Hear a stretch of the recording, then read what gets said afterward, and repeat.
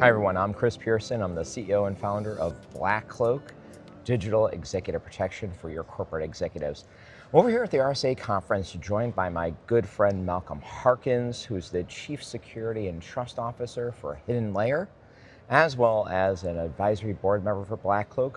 More importantly, because it's all about community, just a really, really great friend. Malcolm, welcome. Hey, thanks, Chris. Happy to be here. It's going to be good to have this conversation. I know, it's Thursday. We're both standing, which is a We're good both thing. a little hoarse and tired and worn. Yes, we've moved from professional chairs all the way to a sofa. Yeah. But, hey, throughout the week, you've been walking through some of the hallways, you've been in some of the different event areas, you've been taking a look at some of the new cool technologies. We've all been seeing a lot of the threats that are out there that are new, emerging, growing. What's like one thing that you really walked away with as oh wow, this threat is really picking up? Yeah, I think it's interesting, and we've seen this evolution, I think, over the past couple of years, or actually even longer. I mean, the whole, deepfake and impersonations and stuff like that. I think even you and I have talked about this years ago, even when I was back at Intel, where if a home system got popped and somebody could own that email system and digitally enhance a photo and add some extra bits to it and send it along to a spouse, a partner, a parent, whatever at work, it was a different type of impersonation, but it was leveraging something that was real so that you didn't think it was a fish, right? And nowadays, it's so easy, voice, video, even taking the video we're doing right here and recombining it and sending a voicemail to my kid, my wife, my boss would be so easy for them to go, oh yeah, that's Malcolm. I'm definitely looking for them to put Tom Cruise's face on my face, yes. Well, you'd need it. Right. Well, but I mean, it's interesting. I mean, when you think about it, it's like, whatever, 2015, 16, they literally would do the Mission Impossible, but put Brad Pitt on Tom Cruise's face. But it's like 30 former ILMers, coming out of LucasArts or whatever with 100 massive supercomputers in the back room, working for 6 months, 9 months, and they do a 15-second clip. And I mean, it looks amazing. Yeah. Right? But you're like, ooh, I can maybe point out things, but also it's like manpower intensive. All the way fast forward to just some person with a Chromebook. You upload literally a high-res image of an executive or whatever from their website, and you download a 30 seconds, 10 seconds, whatever of their audio clip on CNN, FN, or Fox News or whatever type of thing, and boom! I mean, 1 + 1 = 5. It looks real. A lot of people think that this is still kind of this far-fetched thing. But I can tell you, even my wife, we've chatted about this type of stuff, but we're starting the process of evaluating, renovating our downstairs. Yeah. Go to ChatGPT, I took pictures of the kitchen, I'm like, hey, change this countertop, change the cabinet color to this, and literally, chunk, 30 seconds, it's all renovated, and it's my kitchen, it's my cabinets, it's my faucet, and I can tell it to change those things, and my wife's like, oh my God. So people are using that from a consumer perspective and they go, wow, and they're getting the benefit out of it rather than hiring a high-priced designer and doing all that photoshopping so that you get a realization of what it might look like transformed. You go, if it's that easy for something like that, think of how easy it is, again, for what we're talking about in terms of making an impersonation of an individual. Yeah. Well, I mean, I think you probably remember back February of 2024, you had the 25 million, I think it was a Hong Kong, a Taiwanese company. Over a Zoom meeting. Yeah. Over a Zoom meeting where they're deepfaking the CFO. I mean, the fact of the matter is that if you want to know, if you want to have a target, you go to the About Us leadership page for any of these companies, and you get the low, medium, high-res image of the executive. You get the soundbite, you get the video of them doing stuff, and well, of course, you're going to go to finance. I mean, you actually, I don't know if many people out there in the community know, you started in finance at Intel way back when. We're talking 20 years ago. Yeah, longer than that. 34 years ago, coming up here in a few weeks. But I mean, if you want to go where the money is, you go and you try to find out who's the CFO, who's the comptroller, who's the VP of finance, whatever, and you're creating a scheme around them. I know about BlackCloak, we are seeing the deepfake voice vishing types of attacks in terms of the phone call for virtual kidnapping, his phone call to go and socially engineer someone, get access to accounts and all the rest. We are absolutely seeing the videos come into play in terms of those corporate executives It's interesting as I walk the halls of RSA, we see a lot of point solutions of, we're going to put a Teams plug-in, we're going to put a Zoom plug-in.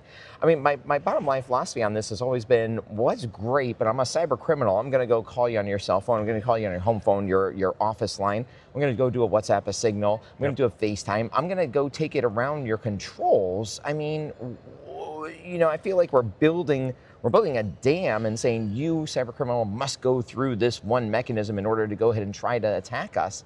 I just think we need to really, really think about it differently. No, I totally agree with you. It's over the past couple decades, we talked about the hard, crunchy exterior and the soft, gooey inside, and we said, okay, we shouldn't do that because it effed us up so many other times. But you know what? We still fundamentally do that, or we ignore the gooey outside that passes through the crunchy exterior in a second. Why? Because it's unprotected, right? And it is, that perimeter, and I wrote this in my book years ago, back from a dialogue that we had at Intel in 2005. Wow.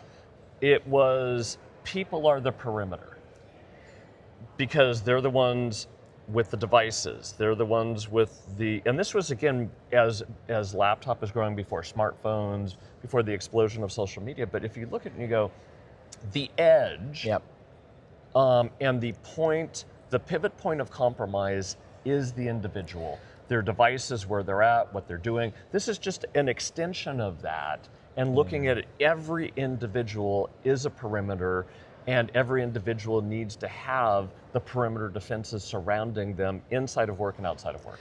What's so interesting about that? There's a book, I think I've shared it with you before, and it's called the Chimpanzee Paradox. Yeah. These are the chimp paradox or chimpanzee paradox, but it's all about the left brain, right brain, and we try to suppress this and we try to go around it, but it's like, immediately when you get that fight or flight, immediately when you get the, hey, something bad has happened, when you get that trigger moment, your brain immediately switches over, right? Its nature takes over, but it switches over. And the only thing that can really switch it back is time. It's like a little eggshell time. Once you go back, or a metronome, goes there. It will come back, but it's how quickly does it come back. So time will fix it. But then the only other thing that will help fix it is a friend, right? Literally someone else to say, I don't know if that's actually right. Let me do some searching. Let me do some looking. Let me think about it. Let's question this a little bit. And because it really is that, quote unquote, we call it hardening the human, right? It really is that time where you have to be able to slow someone down, get them into the right track to be able to think about that. And this is why deepfakes are so powerful. It's the same voice. I know it's a voice. I know it's them. It's the same face, the same image. I know it's them. And we're tricking the mind even more. I know you know how BlackCloak has tackled and solved this. I mean, we have the impersonation protection feature now as part of our app. You actually, right, we had early conversations on this. But I mean, this is something that is it's a feature of the app, but it doesn't rely upon a Zoom or Teams plugin. It doesn't rely upon always being running on your phone. It doesn't rely upon any of those things. It's kind of that closed circle of trust of, if you have 50, 100 executives that are on the platform BlackCloak, we can verify that you and I can verify that each other are who we say we are through the platform. And also for your family members and others that you might choose as part of that circle of trust. But I know that you worked with us on this a little bit in terms of, hey guys, let's think differently. Let's go ahead and push things more out here. How do you think about that feature as it relates to what the current dynamic is? Well, I think it's necessary because, again, as we talked about, it doesn't matter if it's the family, close friends, other executives, board members, and stuff like that. You need to have a way to get the speed of trust, right?